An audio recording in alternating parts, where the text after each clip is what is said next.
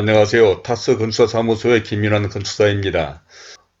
오늘 제가 말씀드릴 주제는 건축주나 부동산 투자자들이 가장 염려하고 걱정하는 것들이 무엇인가에 대한 말씀을 드리고자 하는데, 이는 제가 평생 설계 등 건축과 부동산 관련 업무를 하면서 수많은 건축주들과 부동산 투자자들을 만나 상담하고 같이 일을 하면서 느낀 점들에 대하여 말씀을 드리고자 합니다. 저는 본 채널에서 주로 상가주택, 단독주택 등의 설계와 건축 등에 관한 전문적이고 기술적인 내용과 건축과 관련된 일반적인 이야기, 특히 재테크, 부동산적인 말씀을 드리고 있는데, 이 두 주제가 상가주택이나 단독주택 등 건축을 하고자 하시는 분들에게 참고가 될 내용이고, 앞으로도 설계와 공사에 관련된 내용도 계속 보완해 나가겠으며, 이러한 내용을 알고 싶으신 분은 본 채널에 초기에 제작된 영상들이 많으니 참고해 보시기 바랍니다. 그럼 오늘의 이야기를 시작해 보겠는데, 사람들은 자기의 분야가 아니거나 경험해보지 못한 일을 시작하려고 할 때 많은 생각과 염려를 하기 마련이지요. 사실 이러한 것은 건축 전문가인 저도 마찬가지로 건축이 아닌 제가 잘 알지 못하고 경험해보지 못한 일을 하려면 여러 염려를 하는 것과 같은 이치일 것입니다. 더욱이 처음으로 자신의 집이나 건물을 짓고자 하시는 분, 또는 이러한 부동산에 투자하시는 분들에게는 더더욱 그럴 것인데, 건축이나 부동산은 엄청난 자금과 오랜 기간이 걸리는 대사인데다 또 건축을 하는 경우에는 이에 대한 잘못된 인식이 팽배해 있기 때문이라고 여겨지는데, 오랫동안 이 분야에 종사하고 있는 전문가로서 대단히 안타깝게 생각합니다. 그래서 오늘은 이러한 점 등에 대한 오해와 실체에 대하여 그동안 아파트, 단독주택, 상가주택 등의 건축 설계와 공사 등을 하며 만나본 건축주들과 함께 일하며 느낀 이야기들에 대해서 다음과 같은 5가지 내용으로 말씀을 드리고자 합니다. 그래서 혹시 이런 데 대해서 관심이 있거나 단독주택이나 상가주택 등 내 집이나 건물을 지으시려는 분, 또는 부동산이나 재테크에 관심을 가진 분들에게 많은 참고가 되리라 생각하며, 먼저 보시기 전에 구독과 좋아요 그리고 선풀을 달아주신다면 저에게도 큰 힘이 되어 이러한 영상을 만드는 데 도움이 될 것 같습니다. 그럼 순서에 따라서 첫 번째로 투자자나 건축주들이 가장 염려하고 걱정하는 것들이 무엇일까에 대해서 말씀드려보면, 이는 사람이나 성격에 따라 다르기는 하겠지만 그동안 만나본 건축주들은 대체로 투자자금인 공사비나 설계비, 감리비 또는 부동산 매입비용과 자금 문제, 다음으로는 신뢰에 관한 것으로 설계나 시공하는 업체를 선정하는 방법, 그리고 많은 자금과 기간이 소요되는 일에 대한 성공 여부, 분양이나 임대 등 사업성, 건축 절차와 방법, 건축에 대한 두려움, 아파트와 상가주택 또는 단독주택의 선택 여부 등 집을 지으려는 건축주의 궁금함과 염려는 다양했습니다.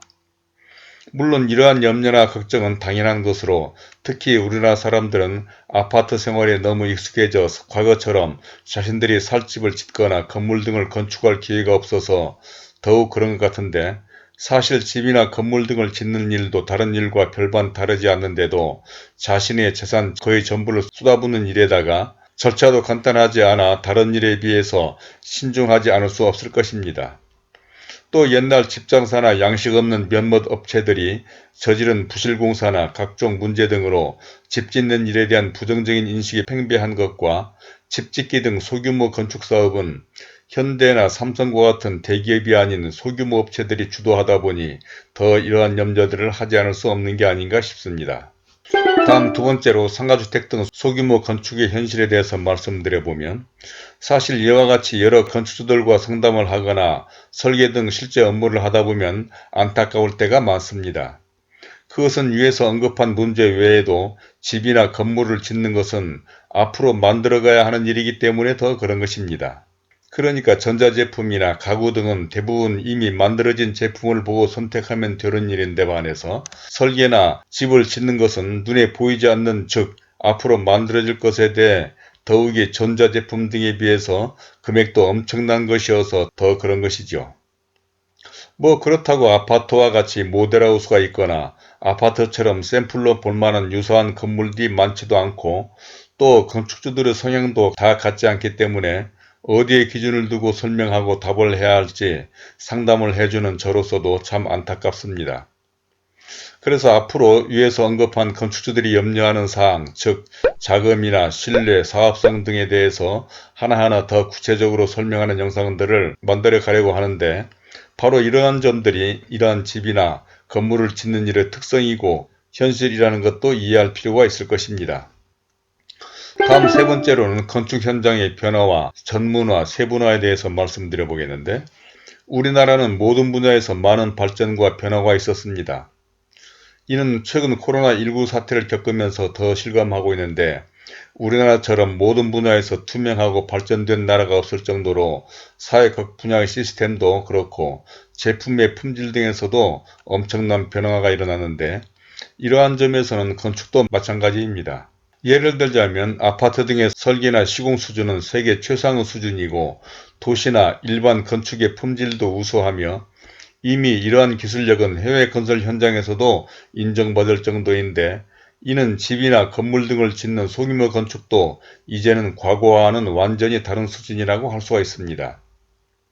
물론 이러한 평판이 과거 일부 업체들의 날림공사나 건축을 공부한 전문가도 아닌 직장사 등이 부실공사를 하며, 심지어는 사기 사건까지 저질러 건축에 대한 부정적인 인식이 완전히 사라진 것은 아니지만, 그래도 이제는 건축에 대한 행정이나 시스템도 완전히 달라졌습니다. 요즘 현장에 종사하는 전문가들은 과거와는 달리 건축 등을 전공한 사람들이 대부분이고, 그러한 전문가들은 건축도 모르는 채 철근을 빼먹는다는 등의 노가다식으로 집을 짓던 과거 집장사들의 수준과는 완전히 다른 것이죠. 특히 상가주택 등 소규모 공사는 규모나 건물의 특성상 현대나 삼성 등 대형 건설회사에서 참여하기도 어려운 상황으로, 이러한 공사는 전문성과 세분화된 장인정신을 가진 업체들이 품질은 말할 것도 없고 책임감도 강해서 어중간한 업체보다는 훨씬 신뢰할 만합니다. 그러니까 이런저런 건물을 전국 곳곳에 닥치는 대로 일을 벌리는 어중간한 업체보다는 비록 규모는 작을지라도 상가주택이나 단독주택 등 집만을 전문으로 세분화된 장인정신을 가진 업체들을 선정한다면 더 신뢰할 수 있겠다는 것입니다. 다음 네 번째로 하이리스크 하이리턴에 대해서 말씀드려보면,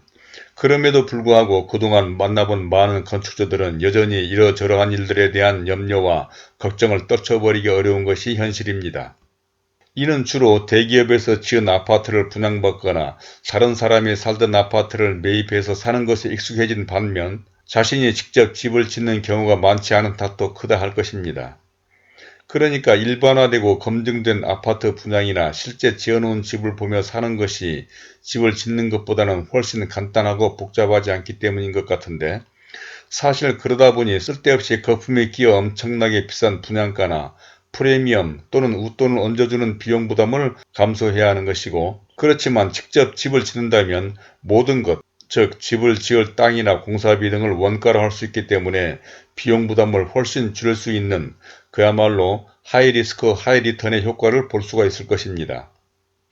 또 직접 집을 짓는 경우에는 위치도 자신이 원하는 곳으로 정할 수도 있고, 자신이나 가족들의 특성에 맞게 설계하고 건축할 수 있으나, 아파트 등을 분양받거나 매입을 하는 경우에는 위치도 그렇지만 아파트라는 집은 집의 구조나 모든 것이 자신이나 가족들의 특성과는 상관없이 지은 가장 일반적이고 천편일률적인 집 아니겠습니까? 결국 집을 짓는다는 것은 이러저러한 염려와 노력으로 비용의 절감과 함께 자신들의 특성과 개성에 맞는 집을 선택하는 장점도 있다는 것도 염두에 둬야 할 것입니다.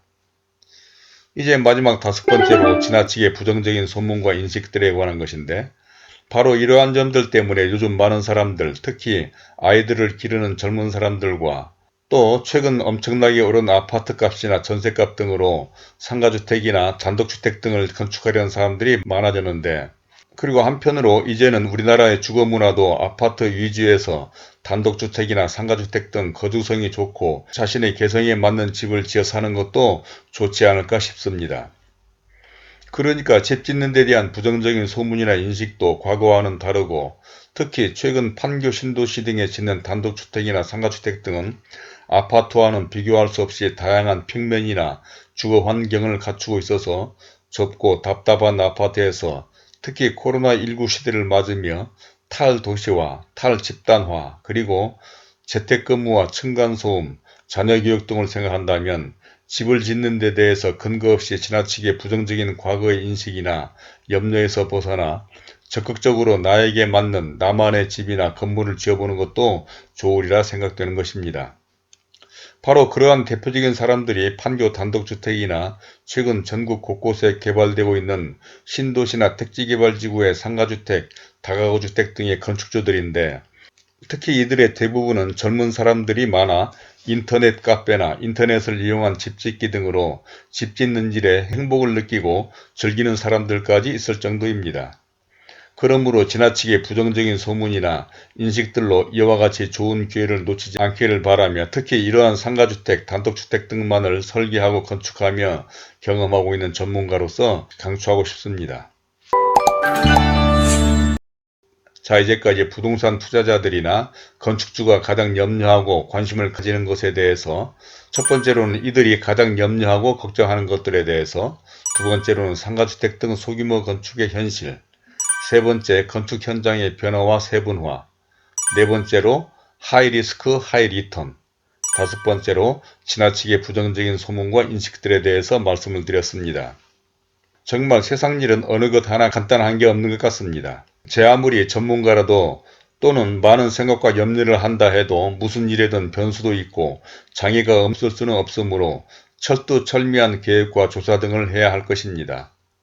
그러나 지나친 염려나 근거 없는 이야기에 휩쓸리기보다는 차라리 철저한 사전조사와 이에 대비한 계획을 세운다면, 더욱이 요즘과 같이 투명하고 체계적인 상황에서는 또 엄청나게 튀어오르는 아파트 값과 아파트 전세값 등을 생각한다면 아무리 어려운 일이라도 이러한 집 짓는 일을 헤쳐나갈 수 있으리라고 생각합니다.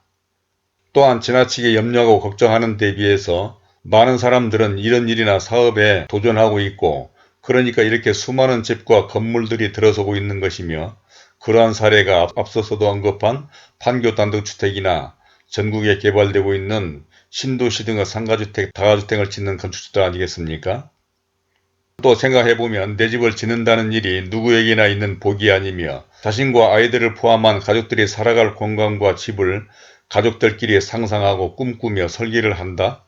또 그렇게 설계된 집이 매일같이 현장에서 올라가고 실제 건물로 드러날 때 그 보람과 뿌듯함이란 그저 아파트 등 내 집을 마련하는 것과는 비교 안 될 것 아니겠습니까? 그래서 지나치게 염려하고 걱정하기보다는 차라리 구체적이고 철저한 계획과 공부를 통해서 도전해 보기를 바라고, 본 채널에서는 앞으로 이러한 투자자들이나 건축주들이 염려하고 관심이 많은 위에서 언급한 공사비 등 비용과 자금 계획, 실내 문제로 설계나 시공하는 업체를 선정하는 방법, 그리고 많은 자금과 기간이 소요되는 일에 대한 성공 여부, 분양이나 임대 등의 사업성,